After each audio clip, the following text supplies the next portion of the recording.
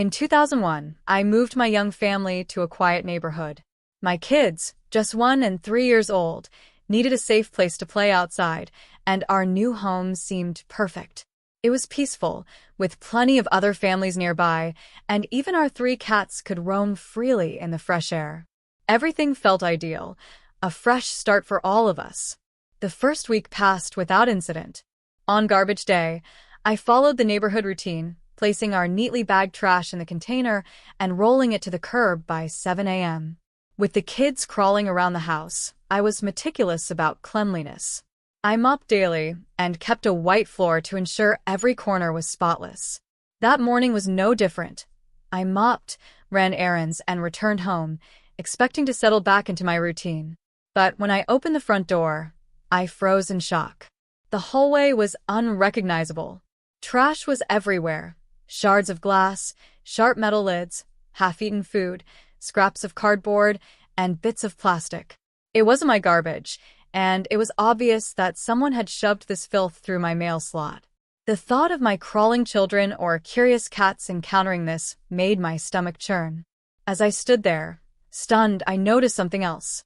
Neighbors peered out from behind their curtains, their faces filled with curiosity and something more, something smug. They knew something I didn't. After asking around, the culprit was revealed. A neighbor further down the street, someone I'd barely even met, had done this. When I found out who, something inside me snapped. It was as if every ounce of decency in me evaporated in an instant. My vision narrowed, my ears burned, and my mind became laser-focused. This wasn't going to end with me cleaning up her mess. After cleaning up the mess and ensuring the kids were safely occupied in the living room, I stood in the hallway, still seething. The trash I'd cleared out was bad enough, but the thought of those sharp objects and filth around my crawling children made my blood boil. I was beyond angry. I was ready to act. That's when my eyes landed on the cat litter box.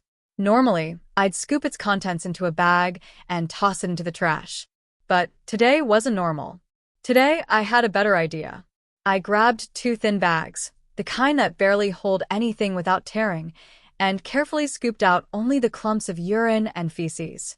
I made sure to divide the mess evenly, filling each bag just enough to make them disgusting but fragile. With my delivery in hand, I marched down the street, determined to have words with my neighbor. When I arrived at her house, I rang the doorbell. My fury was simmering just below the surface, but I kept my face calm, at first. She opened the door with a smug grin, her posture radiating arrogance. Behind her, I could see her spotless hallway. The carpeted stairs gleamed. The open door to her pristine living room revealed everything in perfect order, and even the hallway beyond was immaculate. It was a stark contrast to the trash she'd shoved into my home. I wasted no time. "Did you throw garbage through my mail slot?" I asked, my voice controlled but icy. She didn't hesitate. "Yes," she said, that smug smile still plastered on her face. "It had to be yours. Loose trash around the containers never happened before you moved here. It was obvious you were the one leaving a mess." Her tone and attitude were enough to snap the fragile thread of control I'd been holding onto. The blood rushed to my head, and my vision seemed to turn red. I felt every last ounce of patience drain out of me. "You have some nerve," I shouted, my voice cutting through the quiet street. "Instead of asking me, you shoved trash into my house, endangering my children and my pets, and then have the audacity to stand here grinning like you've done nothing wrong." Her smile faltered as she began to realize the extent of my anger, but I wasn't finished. "You want to play games with filth? Fine. Let's see how you like it." Before she could react, I pulled the 2 bags from behind my back and flung them with all the force I could muster.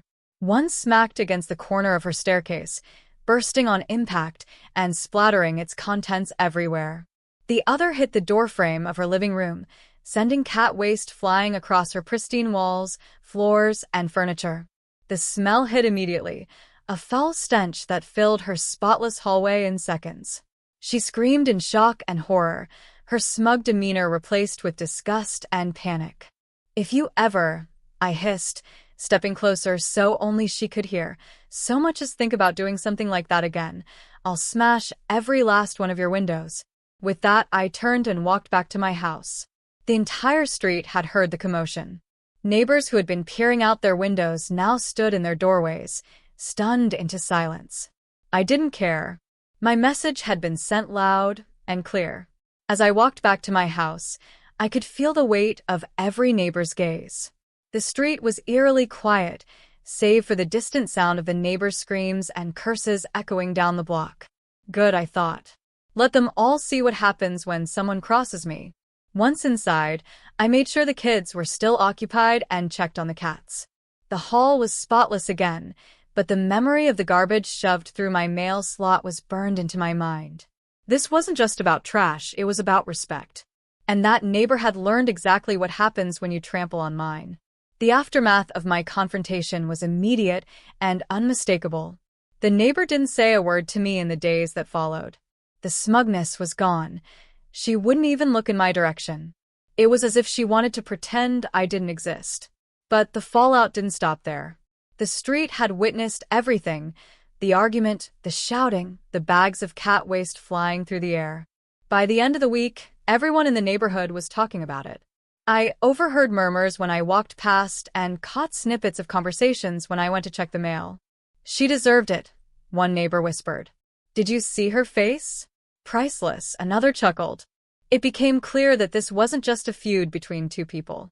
The neighbor who had tried to shame me ended up humiliating herself instead. Her spotless reputation as the clean queen of the block was permanently tarnished. As for me, the message had been received loud and clear. No one else in the neighborhood ever dared to cross me. Not a single piece of trash ended up near my house again. The memory of her face when those bags hit, shock, fear, and pure despair all at once, still brings a smile to my face. She thought she could humiliate me, but instead, she ended up covered in the consequences of her own actions. In the end, I got exactly what I wanted: peace. The neighbor who had so smugly assumed she could bully the new family on the block was now silent, humiliated, and too embarrassed to even make eye contact with me. The trash through the mail slot became a one-time event. No one else dared to test my patience after that day. Life on the street settled back into the quiet routine I'd envisioned when I first moved there. My children grew up playing safely outside with the neighborhood kids, and my cats roamed freely without a single incident. As for the neighbor, her pristine reputation never fully recovered. The neighborhood saw her differently after that. Whispers about the incident persisted for months, and she seemed to keep more to herself. That suited me just fine. I don't regret what I did. Not for a second. When someone disrespects you in such an outrageous way, they deserve to feel the full weight of their actions. And trust me, she did. Every now and then, when I mop my floors or see my cats lounging in the sunlight, I think about that day. I can still see her face, twisted with shock and disgust as those bags hit their mark. It's a memory that will always bring me a little satisfaction. Some people learn the hard way. Standing up for yourself doesn't always look pretty, but sometimes it's necessary. Respect and boundaries are things we all deserve, and there's no shame in defending your home and your family.